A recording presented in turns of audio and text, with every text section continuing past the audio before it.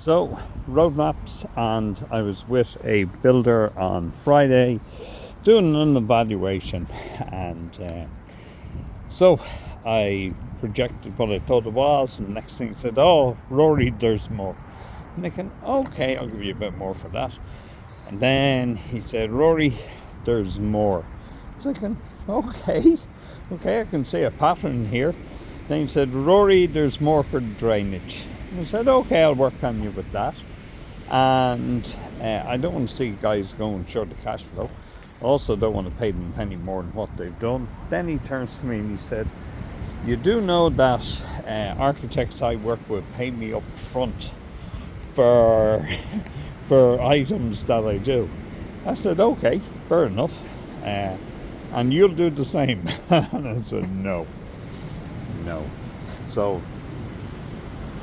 some things are not permitted, and that's just the reality. Unfortunately, I'd love to take my dog in here, but it's not permitted.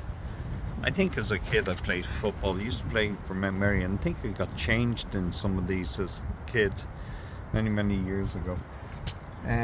Could be wrong. Could have been the main house as well.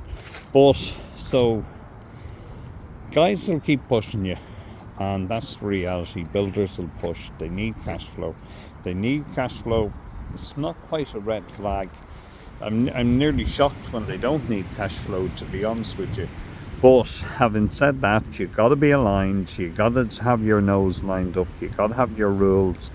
And you can be flexible. But when it comes to certain things, it's got to be a red line in the sand. And no has to mean exactly that.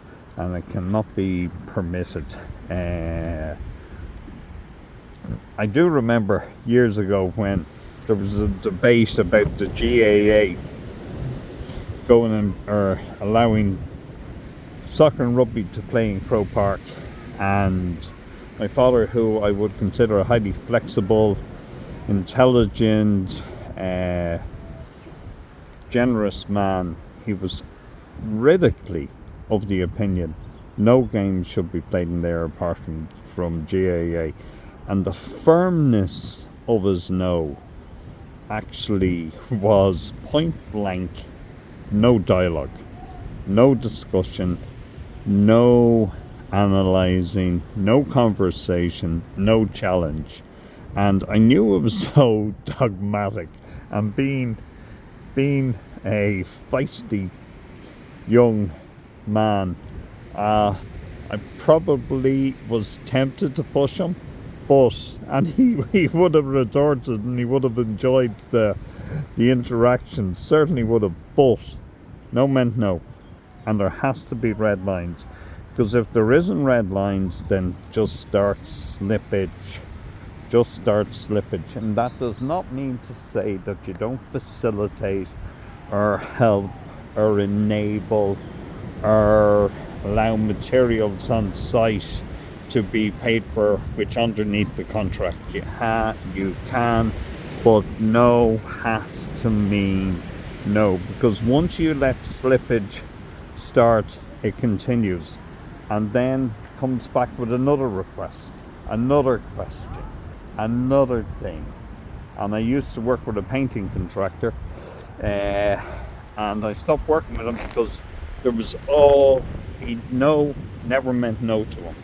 And in the end, I had to draw a line in the sand and just went, no means no.